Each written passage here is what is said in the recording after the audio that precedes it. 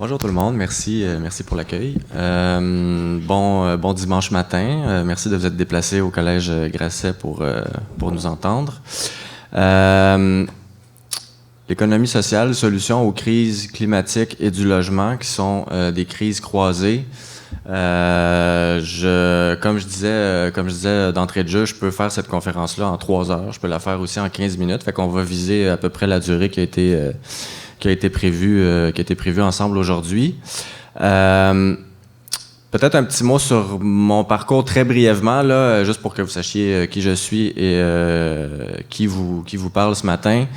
Je suis un Montréalais de naissance qui a fait des études en littérature, donc je ne suis pas un expert technique. J'ai vu la programmation de l'événement en fin de semaine. Là. Je pense qu'il y a beaucoup de panélistes qui vont vous entretenir sur des aspects très, très techniques du bâtiment durable et c'est très intéressant. Je m'y intéresse, mais je prétends pas du tout être un expert en technique du bâtiment. J'ai déjà fait des corrections d'épreuves uniformes de français au Collège Grasset ici, donc c'est la première fois que je reviens depuis l'époque où j'ai fait des corrections d'épreuves uniformes. Il y a quelques années, j'ai travaillé en politique municipale de 2013 à 2021, donc j'ai une certaine connaissance de l'administration publique et des affaires politiques aussi dans le volet municipal. J'étais chef de cabinet à l'arrondissement du Plateau-Mont-Royal, donc j'ai travaillé beaucoup de 2013 à 2021 avec le milieu communautaire, avec le milieu des affaires aussi, et avec évidemment les mouvements citoyens et les citoyens en général. Depuis 2022, septembre 2022, j'ai démarré comme premier employé l'achat.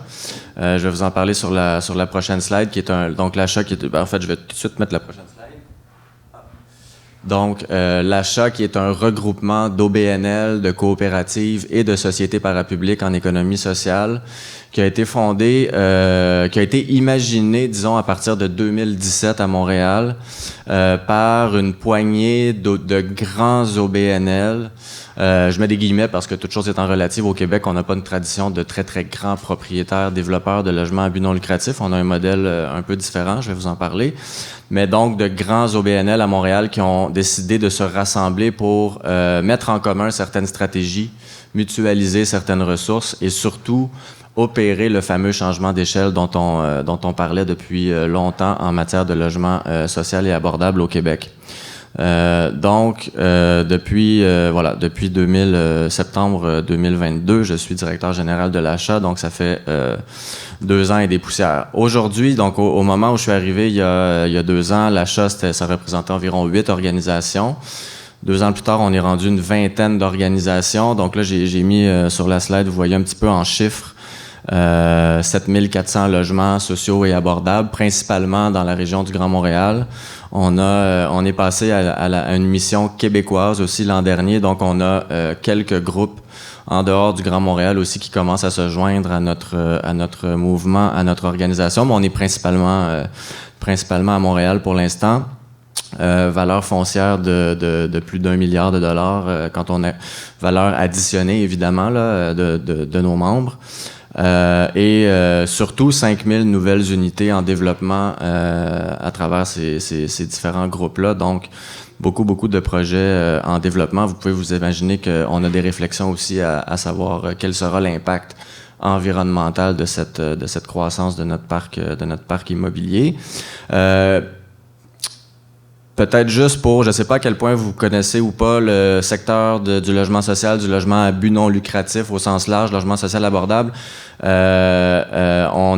Si on prend l'ensemble de nos membres, je vous dirais qu'on répond à peu près à tous les publics cibles qui sont généralement compris dans les programmes de subvention publique. Donc, on parle d'étudiants, on parle de population aînée, on parle de personnes avec des revenus modestes, évidemment, dans la plupart des cas. Aussi de personnes avec des besoins particuliers, intervention psychosociale.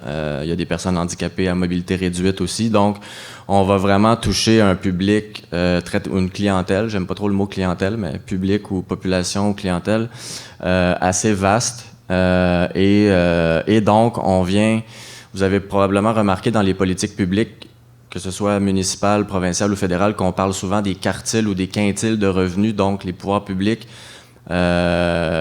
identifie dans la population des quartiles ou des quintiles de revenus. Donc, nous, notre modèle d'affaires à but non lucratif vient vraiment répondre en général aux premiers quintiles de revenus, donc les personnes les moins fortunées de la population. Et on pense évidemment que c'est pas parce qu'on cible des personnes moins fortunées qu'on doit négliger les enjeux environnementaux et climatiques. Donc, c'est de ça que je vais vous parler un petit peu ce matin. Je voudrais mentionner, le titre de la présentation, c'est l'économie sociale comme solution aux crises du logement et crises climatiques. Je ne sais pas si vous connaissez aussi l'économie sociale, mais on a la posture très, très affirmée, très décomplexée de dire que les entreprises d'économie sociale ou les groupes d'économie sociale qu'on associe parfois au milieu communautaire, qu'on associe à juste titre au milieu communautaire, a un pouvoir de transformation sociale important et une responsabilité importante aussi dans la réponse aux différents enjeux modernes qu'on vit aujourd'hui. On prend tous connaissance des différentes politiques publiques qui apparaissent pour tenter de résoudre la crise du logement ou la crise climatique. Ce sont des documents de planification. Les gouvernements ont évidemment de grandes responsabilités à l'égard de ces crises-là, mais au final, dans la vraie vie, c'est le citoyen qui prend des décisions de consommateur et qui pose des gestes et qui a un impact environnemental, et ce sont aussi les entreprises. Donc, le modèle d'affaires à but non lucratif en économie sociale qui veut placer l'humain au cœur des résultats plutôt que la maximisation des profits. Puis là, je ne suis pas en train de diaboliser les entreprises privées. Il y a plein d'entreprises privées qui sont responsables et qui font bien les choses, mais je prends la peine quand même de le mentionner en intro, la différence fondamentale entre une entreprise dont le modèle d'affaires est bien sûr la viabilité financière, donc le même impératif qu'une entreprise privée. Il n'y a pas personne qui fait qui gère une entreprise dans une structure déficitaire. Donc, objectif de viabilité financière, mais objectif principal de maximiser l'impact social et humain plutôt que le profit. Donc, ça pour nous, c'est un modèle d'affaires qui est une réponse forte aux différents enjeux qu'on vit en matière de logement et de climat. C'est de ça que je vais vous parler aujourd'hui. Je vais me pencher à chaque fois que je change de slide, mais il n'y en a pas tant que ça, vous allez voir. Je parle beaucoup sur chaque slide. Donc, très rapidement, juste un petit mot sur ce qu'on fait, parce que je vais quand même vous parler, je vais essayer de vous parler surtout des enjeux environnementaux, mais juste un mot rapide pour vous dire en introduction ce que nous, on fait à l'achat. On est un centre d'excellence en immobilier collectif. On offre de l'accompagnement à nos membres pour se professionnaliser. Donc, on a une posture qui veut nous sortir un peu du giron communautaire dépendant aux subventions et nous amener à une posture un petit peu plus entrepreneuriale. Rien contre le communautaire, évidemment. Comme je dis, on est des groupes qui sommes nés de la communauté et qui vivons avec les communautés. Donc, notre objectif, c'est de professionnaliser nos organisations et d'adopter une posture plus entrepreneuriale. Il y a plusieurs bonnes raisons à ça, selon nous. Premièrement, d'arriver à développer des stratégies de volume, donc de gérer et opérer plusieurs logements peut nous amener à réaliser des économies d'échelle, à réduire les coûts. On entendait ce matin une autre conférence sur la préfabrication modulaire et les économies éventuelles qu'on pourrait faire si on réussit à remplir les carnets de commandes. Donc, c'est toujours ça le défi pour nous. Puis c'est ce qu'on observe, c'est que dans le modèle traditionnel québécois, particulièrement en logement social et abordable, on a un parc immobilier de petits propriétaires, que ce soit vous et moi, ou bon, moi je suis pas propriétaire, mais que ce soit des particuliers ou que ce soit des entreprises. On a des petites entreprises immobilières. On n'est pas dans une logique de volume ou de grandes entreprises. Il y a des avantages à ce modèle-là, mais il y a des désavantages aussi. Le parc de logement social et abordable au Québec, c'est environ 150 000 logements divisés en 2600 propriétaires, donc 2600 OBNL et coop de très petite taille. Si vous faites le calcul, une moyenne de 20-30 logements par propriétaire. Donc, ce que ça veut dire, c'est qu'il n'y a pas vraiment de pouvoir de marché dans ces organisations-là, de pouvoir de négociation avec les institutions financières, pouvoir de négociation avec les fournisseurs. Donc, dans cette logique-là, quand on va s'asseoir avec une entreprise comme celle qui présentait ce matin, ben, c'est sûr que lui, il va nous dire, ben, c'est quoi la prévisibilité, c'est quoi comment moi je peux gérer mes embauches puis les équipements mécaniques que ça prend dans mon usine de préfabrication. Autrement dit, combien vous allez en commander par année? Combien vous en développez des logements par année? Donc, ici, ce que vous voyez à l'écran, c'est le parcours, disons, le parcours, les trois mots-clés ici, vous les voyez, c'est accélérer, professionnaliser et autonomiser. Donc, notre posture, c'est vraiment de soutenir la montée en échelle de grands OBNL, de grandes coopératives, de grandes sociétés parapubliques qui vont réussir à générer des économies d'échelle, qui vont réussir à développer un volume de logements. Raison donc d'autant plus important de s'intéresser aux questions environnementales puis au carbone intrinsèque et au carbone d'opération des immeubles. Cette slide-là, donc, résume un petit peu, si vous portez attention à l'image, résume un petit peu, en fait, ce que je viens d'expliquer. Vous voyez à la gauche des petits OBNL, donc OBNL-H, OBNL en habitation, qui produisent un certain nombre de logements par année avec un certain nombre de subventions publiques. Donc, vous voyez les petits signes de dollars en haut qui ressemblent au drapeau du Brésil. C'est des dollars. Donc, vous voyez qu'on a un certain nombre de logements, mais une très grande dépendance aux subventions publiques. Vous voyez au centre Élan Achat, donc c'est notre organisation, on offre des services d'accompagnement, non pas dans le but de créer une dépendance à nos services, mais vraiment dans le but de soutenir temporairement, de manière transitoire, ces organisations-là à se professionnaliser, à grossir, puis à développer une approche portefeuille, puis une approche de volume. Donc, quand on regarde à la droite de l'image, on voit des OBNL qui sont plus gros, qui ont besoin de moins de subventions publiques par projet. Donc, je ne suis pas en train de dire qu'on veut que l'État donne moins d'argent en dollars sonnants, mais de dire qu'on peut en faire plus avec le même argent, donc moins de dollars de subventions par projet. Et donc, plus de logements produits aussi, une réponse plus structurante à la crise du logement à long terme, toujours dans un modèle d'affaires à but non lucratif, donc avec une abordabilité qui est garantie dans le temps. Je ne l'ai pas mentionné, mais c'est très important de comprendre que le modèle d'affaires à but non lucratif permet de construire l'abordabilité dans le temps. Donc, les projets qu'on va livrer aujourd'hui de logements dont le prix pourrait s'approcher un peu du prix médian du marché vont progressivement s'en éloigner plus on va avancer dans le temps parce qu'on va augmenter seulement à l'inflation les loyers. Il n'y aura pas de, grâce au mode de détention à long terme, il n'y aura pas de vente, il n'y aura pas de revente, il n'y aura pas de prix exagéré des prix lorsque changement de propriétaire. Donc, on construit l'abordabilité dans le temps. C'est ce qu'on appelle le contrat générationnel ou le leg avec les générations futures qui vont pouvoir bénéficier, elles aussi, de cette abordabilité-là. Très rapidement, cette slide-là, en fait, encore pour expliquer un peu pourquoi l'économie sociale est au cœur de la solution en termes de crise du logement et de crise climatique, ben en fait, c'est que la société immobilière qui est bien structurée, qui est forte, qui est bien ancrée dans sa communauté, est un partenaire de choix pour les trois principaux acteurs en logement. Donc, on a le secteur privé. On sait tous au Canada que notre parc de logement est principalement privé, là, à 95% en moyenne. Il y a des arrondissements à Montréal ou certains endroits au Québec où on a parfois 92-93% de privé contre un 7-8% à but non lucratif, mais en moyenne, c'est environ 4% au Canada, Québec 5%. Donc, on a besoin de s'asseoir avec des développeurs privés. Il y a des développeurs privés en ce moment qui veulent contribuer à la mission d'abordabilité et qui ont besoin de s'asseoir avec des partenaires en économie sociale qui sont robustes, qui parlent le même langage qu'eux, qui sont professionnels, puis qui ont une capacité à s'autofinancer aussi, puis à utiliser leurs actifs comme levier de financement. Donc, en gros, de s'asseoir avec des pairs ou de professionnels à professionnels pour développer des projets. Donc, partenariat privé. Partenariat communautaire, c'est la même chose qu'on observe dans le milieu communautaire en ce moment. Il y a plein de groupes à Montréal, vous en connaissez sans doute, qui offrent des services à des populations vulnérables qui ont des besoins particuliers. Ces groupes-là n'ont pas toujours les reins assez solides, puis c'est pas toujours dans leur mission de devenir des propriétaires immobiliers. La perception des loyers, l'entretien, la planification immobilière, l'entretien des immeubles à long terme, etc., c'est pas des choses que tous les groupes communautaires veulent faire.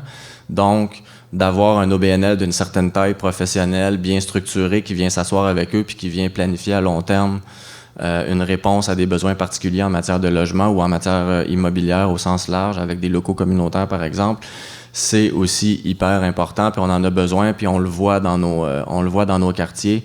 Tout à droite de l'écran, vous voyez les petits bullet points, là, les petits points. Vous avez des exemples donc de certains membres de l'achat qui ont des partenariats comme ça avec des groupes qui offrent des services particuliers puis qui répondent à des besoins particuliers. C'est pas quelque chose que le secteur privé fait. C'est pas quelque chose que le secteur privé va faire un jour. Donc, c'est vraiment dans notre ADN en économie sociale de répondre à ces besoins-là puis de travailler main dans la main avec le communautaire. Et le troisième, là, j'ai commencé par en bas. Vous avez remarqué, privé, communautaire. J'arrive au premier en haut. J'aurais peut-être dû le faire dans l'ordre. Celui en haut, c'est secteur public, donc partenariat avec les pouvoirs publics. Évidemment que les municipalités, le gouvernement du Québec, le gouvernement fédéral ont besoin aussi d'avoir un secteur en économie sociale qui est bien structuré, qui est fort, qui est capable de répondre. Quand on voit la Ville de Montréal, par exemple, qui dit on va atteindre 20% de logements à but non lucratif, on sait tous que c'est pas la Ville de Montréal qui développe des logements. La Ville de Montréal détient certains leviers, les a pas tous, mais a besoin d'avoir un secteur en économie sociale qui est fort, qui est structuré. Donc, c'est une raison de plus, selon nous, pour soutenir la montée en échelle de grandes sociétés fortes qui vont produire des volumes de logements. J'en arrive à l'environnement. Donc, qu'est-ce que ça veut dire tout ça? Là, je vous ai fait un peu en intro le big picture de ce qu'on fait à l'achat puis la réponse à la crise du logement. Quand on se tourne maintenant du côté environnemental, qu'est-ce que ça veut dire? On entendait dans les derniers mois, dernières années, le ministre de l'Environnement, Fitzgibbon, qui parlait des 4,7 à 5,9 TWh potentiels à économiser dans le parc actuel de logements. On parle du résidentiel seulement québécois, donc c'est énormément d'énergie. Notre posture, c'est qu'on pense qu'il faut qu'on fasse notre part. J'ai dit en intro, on a plus de 7000 logements en ce moment, on en a 5000 en développement en plus, mais disons déjà 7000 en opération. Il faut faire notre part pour améliorer, transformer le parc puis amener une certaine résilience. À côté de ça, on sait aussi la SCHL, j'ai mis 830, là c'est une petite erreur, c'est 860 000. Vous l'avez vu dans la présentation ce matin. J'ai confondu le 2030 et 860. Donc c'est 860 000 selon la SCHL de nouveaux logements que ça prendrait au Québec d'ici 2030. Il faut produire plus de logements. Donc là, on comprend qu'on a un parc de logements avec un immense potentiel d'amélioration sur le plan environnemental et qu'on doit aussi augmenter massivement l'offre de logements pour rétablir un certain niveau d'abordabilité. Donc, ce qu'on en déduit, nous, à l'achat, c'est qu'il y a deux champs d'action principaux sur lesquels on doit travailler. En toute logique, vous auriez pu le dire autant que moi. Il faut travailler sur le parc de logements existant, donc les immeubles et les terrains, la décontamination à faire sur les terrains aussi parfois, travailler sur ce qui existe déjà, puis améliorer nos processus de production dans les nouveaux projets de construction neuve qu'on va faire éventuellement. Puis c'est de ça que je vais vous parler un petit peu. Je vais juste aller attraper mon café.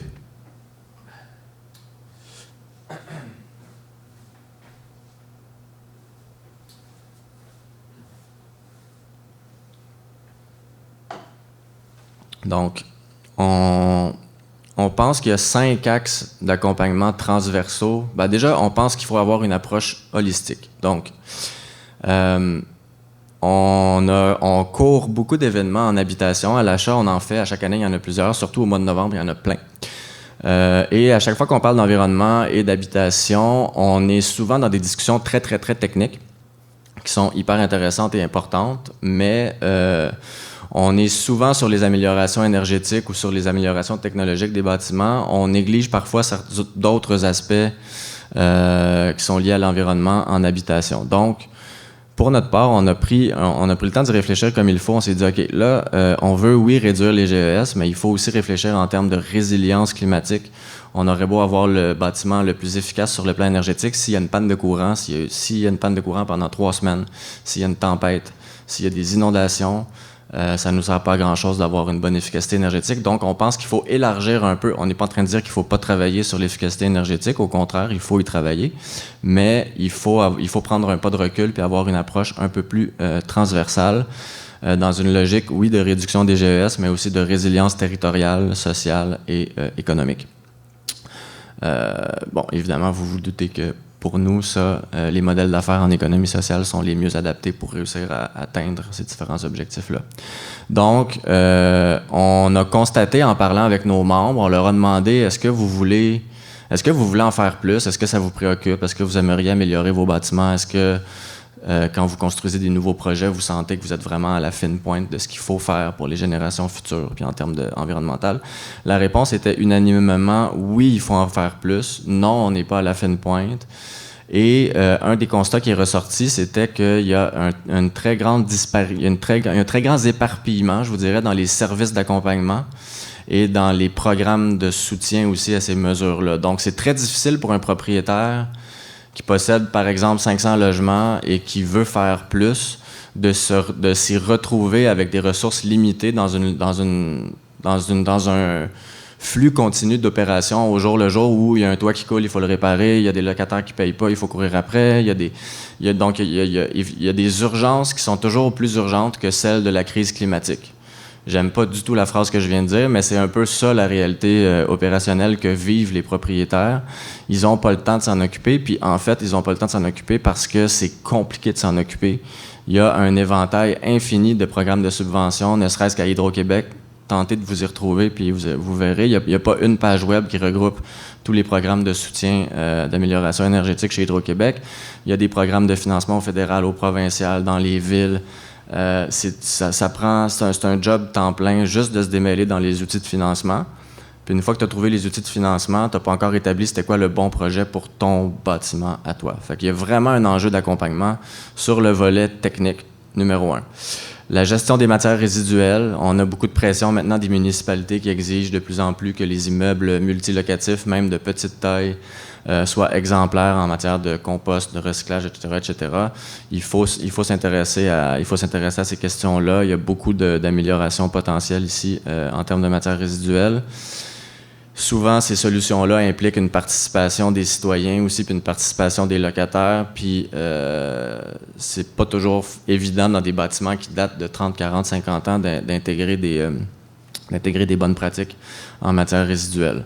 La mobilité durable, donc on parle de plus en plus, vous le voyez, le succès à Montréal de l'autopartage, le vélo partage aussi, donc il y a encore énormément de stationnements de surface aussi qui sont sous-utilisés à Montréal en ce moment. Donc, évidemment, tous les enjeux de mobilité durable doivent être pensés dans les projets puis doivent être pensés en termes de rétrofit aussi dans ce qui existe. On sait que les transports sont un des enjeux environnementaux importants puis un des plus gros impacts en termes de GES en ce moment au Québec. Social et urbanistique, ben là, on est plus dans une logique de santé publique, d'adaptation aux crises, de dialogue avec le milieu de vie, le quartier, la participation des résidents. Donc, souvent, ce qu'on a entendu des grands propriétaires ou des moyens propriétaires, c'est on aimerait ça pouvoir impliquer plus nos locataires, mais ça demande des ressources, ça demande du temps. On ne sait pas trop ce qu'on est en droit de leur demander ou d'espérer de leur part. Des fois, c'est des populations plus vulnérables qui ont des enjeux particuliers, c'est pas toujours facile. Donc, le volet social et urbanistique est très important, demande beaucoup d'énergie, beaucoup de structuration. Le milieu, on a mis social et urbanistique dans la même catégorie. En fait, l'urbanistique, c'est aussi les arrondissements ou les petites municipalités en dehors de Montréal. Comment on travaille avec la municipalité aussi pour arrimer nos initiatives à celles qui sont déjà en cours dans la communauté. Des fois, il y a des projets, par exemple, de trames vertes ou de ruelles vertes. Donc, c'est quoi le dialogue d'un bâtiment avec son milieu de vie ou avec sa rue ou avec son quartier? On pense que c'est très important d'y réfléchir. Il ne faut pas le penser en silo comme si un immeuble était seul sur sa planète. Il faut le penser en dialogue avec le milieu urbain ou le milieu de vie. Ça s'applique aussi au milieu moins dense. Puis le financement, le 5e, donc je l'ai mentionné. J'ai encore une fois commencé par en bas plutôt que par en haut. Vous remarquez une petite tendance ici. Donc, les enjeux de financement, évidemment, là, il faut prendre par la main les propriétaires puis les accompagner dans le grand univers des possibles du financement, puisque déjà, ça évolue en continu. Puis, comme je vous disais, c'est très, très fragmenté. OK. 41, c'est pas pire. Il me reste une slide sur laquelle j'ai beaucoup de choses à dire. Donc, c'est pas trop mal. Ça devrait peut-être... j'imagine que ça fit dans le temps. Je vais passer à la dernière slide, puis peut-être que vous aurez des questions ou des échanges.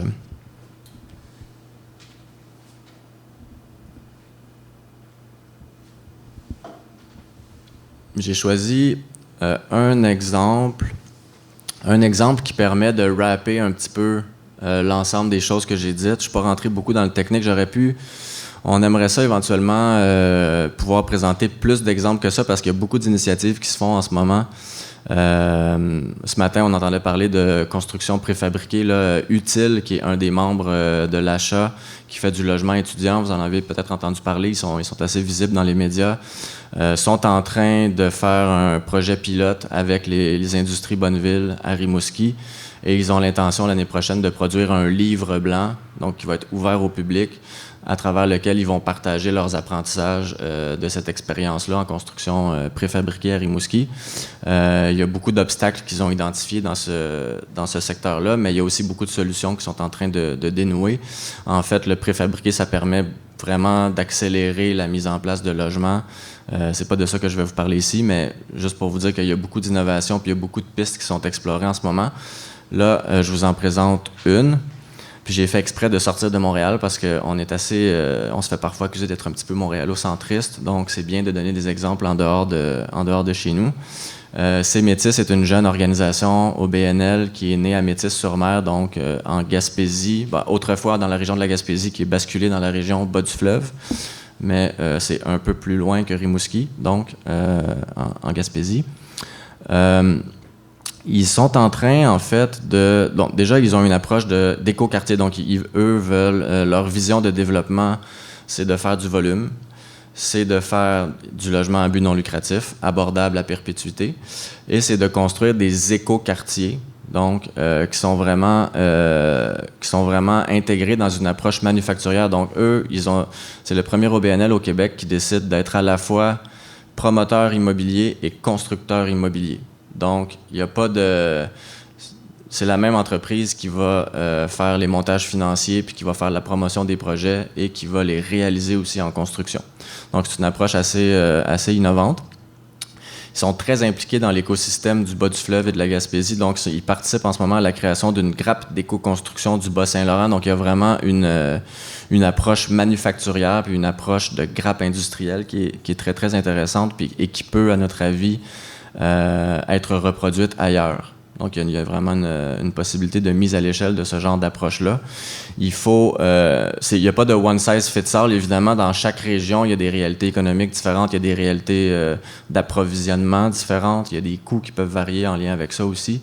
Et il y a surtout une capacité des développeurs, puis il y a des besoins populationnels qui peuvent varier aussi d'une région à l'autre. Donc, il n'y a pas de one size fits all, mais l'idée de rassembler, de créer des grappes industrielles ou des grappes d'éco-construction est très, très intéressante à notre avis. Il pourrait être adapté à peu près à toutes les régions. Donc, approche manufacturière basée sur le bilan carbone intrinsèque et les matériaux locaux biosourcés plutôt que pétrochimiques. Donc, dans le cas, par exemple, de leur premier écoquartier qui va être livré bientôt, qui est à peu près 80% de complétion là, à Métis-sur-Mer, ils ont choisi de l'isolation en chanvre plutôt que des dérivés du pétrole. Donc, ça donne un exemple, mais c'est un matériau qui est local, qui est biosourcé, qui a une certaine durabilité. Puis même dans certains cas, comme le mode de détention est à long terme en économie sociale, on n'est pas dans une logique de revente puis de maximisation des profits dans un cycle de 3 à 5 ans, mais on est plutôt dans une logique de propriété ou propriétaire à long terme. Ben, ils sont même capables d'assumer certains frais, disons, au jour 1 et de remplacement qui vont peut-être arriver plus vite en se disant oui, mais c'est un investissement qui nous permet de remplir notre mission environnementale. Donc, on va choisir un matériau qui coûte peut-être plus cher le jour 1, mais on est prêt à l'assumer. On va le rentabiliser. Il y a un payback. Et on est capable aussi de se dire, ben, s'il faut le remplacer dans 15 ans plutôt que dans 25 ans, on va le calculer puis on va aussi être capable de le faire. Donc, c'est un choix où là, on est capable de prendre un petit peu plus de risques financiers ou de faire un choix qui paraît pas logique économiquement au jour 1, mais qui peut le devenir dans une logique environnementale puis dans une logique de détention à long terme. Donc, ici, qu'est-ce qu'on dit? Donc, quartier réfléchi de manière intégrée sur la base d'habitudes de vie low carbone. Donc, CEMETIS est un exemple concret. Tantôt, je vous parlais de l'approche qu'on a à l'achat d'accompagnement auprès de nos membres. Ben, CEMETIS, c'est un OBNL propriétaire, développeur de logement qui intègre aussi cette philosophie-là plus holistique de vraiment réfléchir à au bilan carbone puis au bilan environnemental de l'ensemble d'un projet et pas juste sur l'efficacité énergétique. Donc, vous voyez là, transport, travail, gestion des matières. Voilà. Comment mettre à l'échelle? Un autre enjeu qu'on a observé, là, puis on approche de la fin un petit peu de la présentation.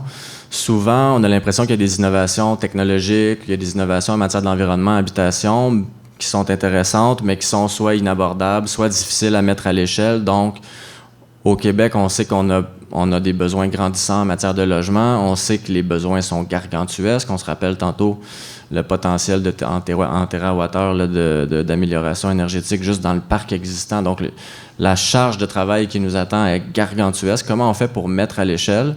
Bien, selon nous, c'est en stimulant l'offre. Donc, il faut que l'industrie se structure autour d'un plan de match, puis il faut que les propriétaires de ces immeubles-là, puis les développeurs, donc nous, c'est propriétaires-développeurs à l'achat, que les propriétaires-développeurs garantissent remplissent les carnets de commandes, finalement, puis garantissent une vision claire de développement puis une capacité de le financer.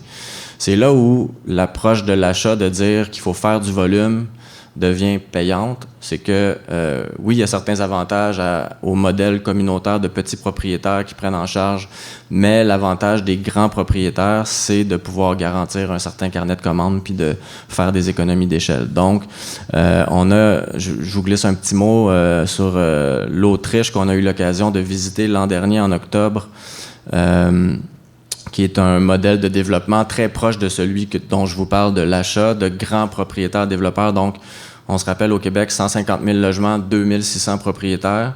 En Autriche, 1 million de logements, 182 propriétaires. Moyenne de 3-4 000 logements par propriétaire à but non lucratif. Là-bas, donc, ce que ça veut dire, c'est que le logement social, c'est pas juste pour les pauvres, c'est pour tous les non-riches. Donc, on ouvre le logement à but non lucratif pour toute la classe moyenne, même parfois la classe moyenne plus. Donc, il n'y a que les riches qui sont pas ciblés par le logement social en Autriche. 17 000 nouvelles unités par année en Autriche, par année, là, pas à chaque 3 ans. 17 000 nouvelles unités par année à but non lucratif, donc 17 000 logements sociaux par année. L'Autriche est un des pays qui investit le moins. L'État de l'Autriche est un des États qui investit le moins en fonds publics dans le logement social. Pourquoi? Parce que il y a 182 grands propriétaires développeurs qui génèrent à eux seuls 1 milliard d'euros en équité. Donc, leurs propres actifs permettent d'autofinancer une grande partie des travaux qu'ils vont faire sur leurs immeubles existants et pour financer aussi leurs nouveaux projets. Donc, ils ont besoin de l'État. Là, entendez-moi, le message, c'est pas que l'État autrichien n'a aucun rôle à jouer.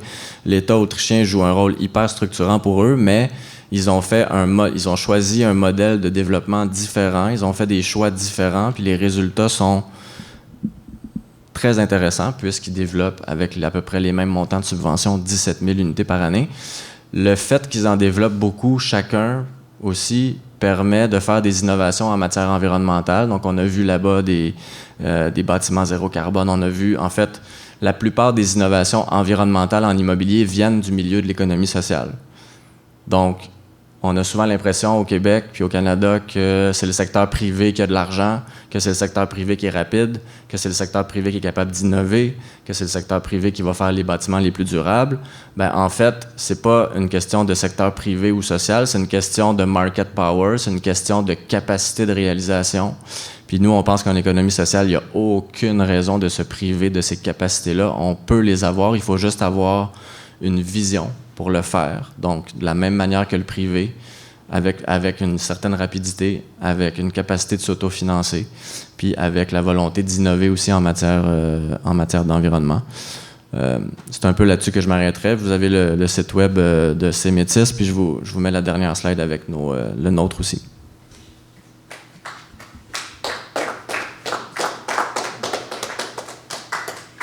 Je voudrais qu'on remercie Sébastien pour sa belle présentation. C'est super intéressant. Merci beaucoup pour nous avoir offert toutes ces informations-là. Est-ce que certaines personnes auraient des questions pour peut-être passer au micro, si vous voulez?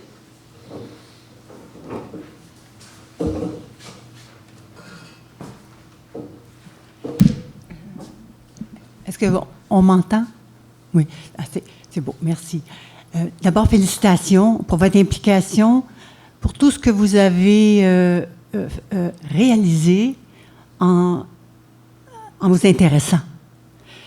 Tout ce que vous faites pour les autres, parce que souvent, c'est difficile d'avoir ce qu'il faut pour pouvoir vivre normalement, si on peut dire. Au niveau de ce que j'aimerais savoir, est-ce que vous êtes intéressé au solaire comme énergie?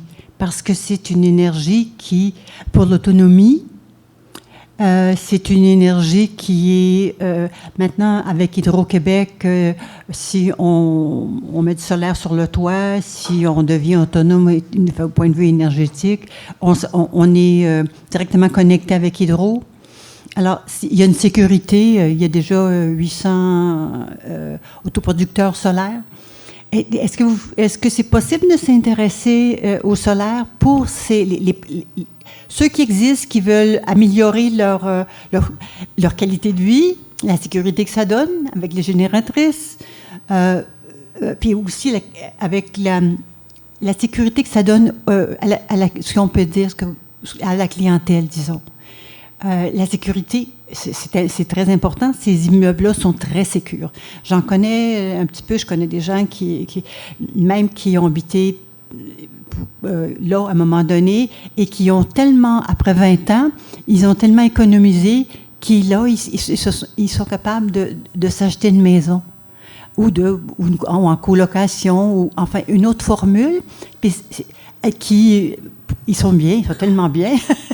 Et en plus, ils ont puis c'est des gens qui ont, c'est pas des jeunes nécessairement, là, mais et en plus, c'est que ça fait une place encore qui est pour quelqu'un d'autre, parce qu'il y a des listes, hein, il y a des longues listes pour tous les besoins.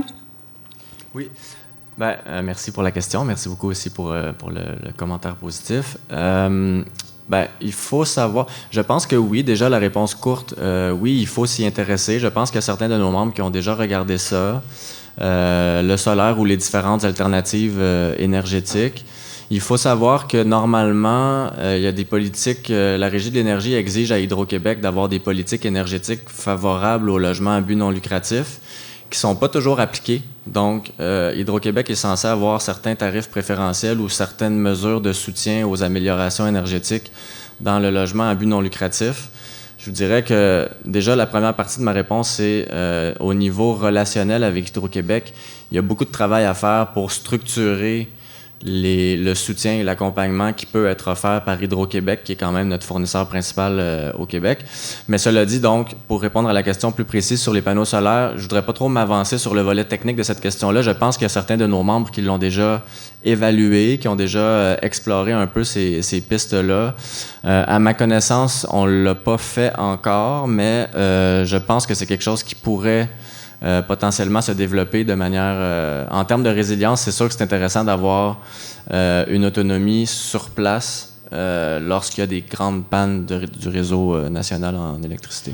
En complément, je dois vous dire que Hydro-Québec parraine l'intention de parrainer des projets en 2026 ou 2028.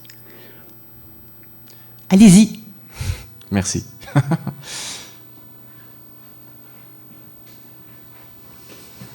Bonjour, Frédéric Léveillé, ingénieur chez ALD Coop. Moi, ma question porte plus sur les partenariats avec le privé, tu sais, dans le développement. On voyait des promoteurs privés, Prével, Mondev. Comment on allie ça? C'est quoi? J'ai de la misère à figurer leur intérêt autrement qu'ils ont le gros bout du bâton puis ils permettent de développer plus en faisant ça. Là. Comment on allie ça avec la vision on augmente le pourcentage de logements hors marché? Pourquoi du privé viendrait faire alliance avec du hors-marché pour diminuer sa part de marché? C'est un peu ça que j'ai de la difficulté à saisir. Parfait. Je vais essayer la réponse courte, parce qu'il y a une réponse très longue à cette question-là, mais c'est des questions qu'on se pose depuis longtemps. Bon, déjà, traditionnellement, le logement social est marginalisé. Donc, vous l'avez sûrement vu dans des quartiers en développement. On peut penser à Griffintown, par exemple, qui est un exemple récent à Montréal, mais il y a eu plusieurs exemples où on a vu traditionnellement le logement social être à la marge des grands secteurs en développement, toujours avec un 5% à tout casser là, de projets de logements sociaux ou à but non lucratif. Donc, En ce moment, le train du développement au Québec, c'est le secteur privé. C'est le secteur privé qui développe les milliers d'unités à chaque année, puis qui, dans son modèle d'affaires privé, développe soit du condo ou du locatif, mais privé au prix du marché. Puis là-dedans, ben, on sait que dans le secteur privé, on n'a pas d'abordabilité pérenne. Il pourrait y avoir des hausses fulgurantes de prix à un certain moment. Donc, pourquoi s'asseoir avec eux puis essayer d'embarquer au moins un peu dans leur train? C'est sûr qu'en ce moment, tantôt je vous disais 5% du logement à peu près à but non lucratif en moyenne au Québec. Déjà en partant, si on voulait arrêter d'en perdre en termes de pourcentage, il faudrait qu'on en développe autant que le privé du logement à but non lucratif, c'est la première chose. Puis en plus de ça, en parallèle, il va falloir qu'on en achète dans l'existant, donc des acquisitions dans le parc de logements privés existants. Il faut que le secteur à but non lucratif en achète aussi pour pouvoir finalement monter jusqu'à 20% des parts de marché. Donc, construire plus de logements à but non lucratif, ça prend beaucoup d'argent. Il n'y a rien qui indique en ce moment que les gouvernements vont se mettre à faire pleuvoir des milliards et des milliards à chaque année dans le logement social. C'est assez prévisible, on peut se dire. Si on est chanceux, on va avoir à peu près les mêmes montants, le gouvernement provincial, fédéral. On verra avec le nouveau... En tout cas, on verra sur la scène fédérale qu'est-ce qui se passera. Mais bref, on n'est pas dans une... Il n'y a rien qui nous porte à croire qu'on va avoir plus d'argent public. Donc, il faut qu'on utilise d'autres leviers. On a une stratégie de, disons, la diversité des stratégies. On réussit à s'asseoir avec des développeurs comme, effectivement, Prével, Mondev, il y en a d'autres. Là. Vous avez peut-être entendu parler de Biophilia aussi à Saint-Hyacinthe et Beauharnois, qui est un groupe, un petit consortium de développeurs privés qui se sont mis ensemble et qui ont dit, nous, on va développer 25 000 logements abordables, donc des logements à but non lucratif. Puis pour ça, on a besoin de s'asseoir avec des OBNL qui sont capables, là, pas des groupes de citoyens bénévoles, mais des entreprises immobilières professionnelles dont la mission est à but non lucratif. On va s'asseoir avec eux, puis on va développer ensemble un certain nombre de logements. Donc, pour eux, c'est quoi l'avantage dans un projet, par exemple, de 500 unités d'en donner clé en main, d'en donner 200 clés en main à un OBNL qui va les opérer à long terme? Bien déjà, il y en a 200 qui sont déjà pris en charge. L'OBNL a accès à des financements puis à des mesures préférentielles des municipalités auxquelles le privé n'a pas accès. Peut-être des permis, délivrance de permis plus rapides, peut-être certaines subventions que le privé pourrait pas avoir. Donc, il y a des forces et des faiblesses dans les deux modèles, dans les modèles de développeurs à but lucratif et à but non lucratif. Il y a certaines barrières qui sont les mêmes pour les deux, mais des fois, il y a des barrières qui peuvent s'abattre plus rapidement que tu sois l'un ou l'autre. Le développeur privé va peut-être s'asseoir avec la banque puis débloquer plus rapidement des capitaux pour faire le projet, tandis que l'OBNL, qui est un petit peu moins gros, un petit peu moins structuré, il a accès à moins de capitaux privés, mais il va avoir accès à des permis plus rapidement puis des subventions. Fait que nous, on pense que le travail d'équipe entre les deux peut devenir payant puis peut nous permettre de sortir de la marge au moins un peu. C'est sûr que dans notre scénario idéal, une fois qu'on va avoir, vous avez vu tantôt le parcours est lent, une fois qu'on va avoir bien fait notre job à l'achat puis qu'on va avoir une poignée de 20, 30, 40 sociétés immobilières à but non lucratif professionnelles au Québec, grosses, qui sont capables de développer des portefeuilles de logements puis un portfolio de logements à chaque année, on aura peut-être moins besoin, effectivement, de s'asseoir avec des privés.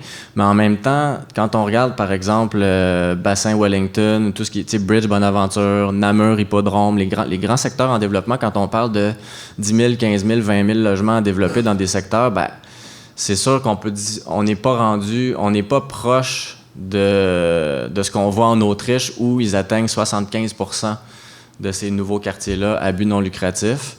On aimerait ça s'y rendre, mais on n'est pas rendu là tout à fait. Donc, pour l'instant, on pense que pendant encore plusieurs années, on va avoir besoin de collaborer avec les développeurs privés.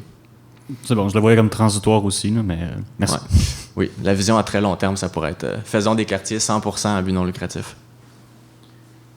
Ça arrive quelquefois que je vois des bâtiments qui sont peut-être bien, mais abandonnés. Il y en a un dans l'Ouest, en quelque part, là, où c'était des sœurs qui demeuraient là. Il n'y a plus personne qui vit là en ce moment. Par contre, il y en a un autre qui a 30 ou 35 logements. C'est vraiment en décrépitude. Il y a du monde qui vit là quand même. C'est des logements qui sont très, très, très abordables, mais c'est à la veille d'être... comment je dirais ça? C'est sur le bord de tomber en ruine. Ça demande beaucoup de rénovation. est-ce que dans ces organismes-là, il y a quelqu'un qui pourrait conseiller ou aider à rénover ça, puis faire des logements, continuer l'idée d'avoir des logements abordables? Oui, tout à fait. On le fait de plus en plus. Donc, l'acquisition de logements qui sont actuellement dans le marché privé, mais qui sont quand même abordables pour différentes raisons. Là. Soit les propriétaires s'en sont plus ou moins occupés ou pas du tout occupés, mais dont les loyers sont bas. Nous, on appelle ça les flips sociaux. On entend parler des flips là, dans le milieu privé. Par exemple, si c'est un développeur privé qui achète cet immeuble-là, il va probablement évincer tout le monde, rénover. Si c'était moi, là, le privé, là, moi, j'ai pas d'argent. J'ai juste une petite maison avec un gros hypothèque, là. Et puis, je suis à l'âge de prendre ma retraite. Là, c'est quand même un revenu seulement de 1 900 $ par mois. C'est pas beaucoup. Est-ce que moi, je peux faire quelque chose puis arriver à peut-être acheter ce genre de logement-là où le bâtiment peut avoir 30 à 35 logements, rénover ça selon les critères que vous pouvez avoir de besoin, pas moi-même, mais le faire rénover, là, ça pourrait se faire, ça, peut-être? Oui, ben nous, en fait, c'est ça. Il y a plusieurs de nos OBNL qui achètent dans le marché existant, donc ça se voit, là. Vous allez voir à chaque année, par exemple, Interloge a acheté le manoir La Fontaine sur Papineau l'année dernière. On essaye de faire des grosses acquisitions, parfois de plusieurs dizaines ou plusieurs centaines de logements, parce que c'est les mêmes coûts. Pour nous, faire une transaction immobilière, que ce soit pour 30 logements ou pour 700, oui. Comme l'an dernier, on en a acheté 720 d'un coup, là, à Pointe-aux-Trembles, Corporation Mainbourg en a acheté 720. C'est la même charge de travail, c'est les mêmes frais professionnels. Donc, c'est sûr que pour nous, on aime mieux acheter des grosses quantités de logements, mais ça se fait. Moi, je dirais, c'est plus... Nous, ce qu'on préfère, c'est acheter qu'un OBNL achète l'immeuble, le rénove, prenne soin des locataires qui sont dedans. Donc là, on parle pas de rénoviction puis d'éviction abusive. On parle vraiment avec une approche humaine, de s'assurer que les locataires sont bien traités. Une mise à niveau du bâtiment, peut-être une rénovation éco-énergétique ou une rénovation environnementale de pointe.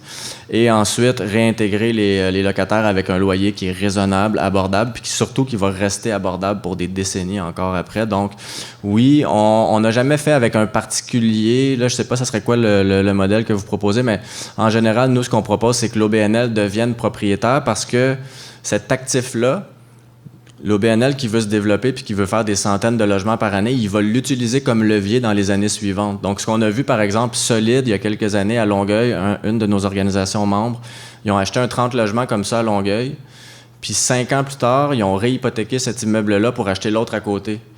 Puis là, 5 ans après, ils ont réhypothéqué encore pour acheter l'autre à côté. Ils sont en train d'acheter la rue au complet. Fait que là, on est dans une logique où on sort du marché spéculatif des immeubles existants.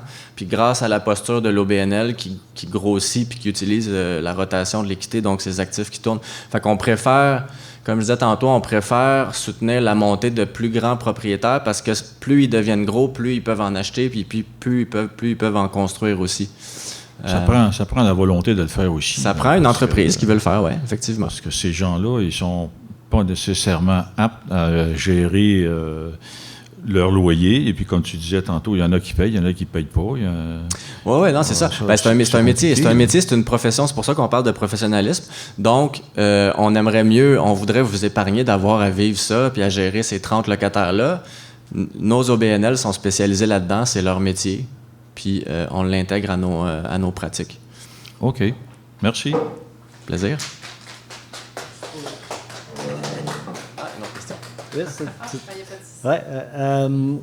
Il y a des fondations privées qui vont, disons, encourager un hôpital ou whatever. Est-ce qu'il y en a qui s'impliquent dans ça? Oui, il y en a de plus en plus. C'est assez récent. C'est-à-dire que oui, il y en a de plus en plus. Il y a la Fondation Chagnon, il y a Centraide, il y a la Fondation du Grand Montréal. Ils ont créé le Fonds Amplifié. Puis, parfois aussi, au cas par cas, ils vont venir soutenir soit en subvention, un peu de subvention, ou avec des produits, donc avec du prêt avantageux ou du capital patient. Donc oui, les fondations de plus en plus soutiennent. Ça fait partie de l'équation aussi, c'est quelque chose de nouveau. On ne voyait pas ça vraiment il y a 10-15 ans, puis les fondations, maintenant, avec la crise du logement, ont décidé de jouer un rôle sans vouloir remplacer l'État, mais de dire, on peut soutenir de manière complémentaire. Ouais.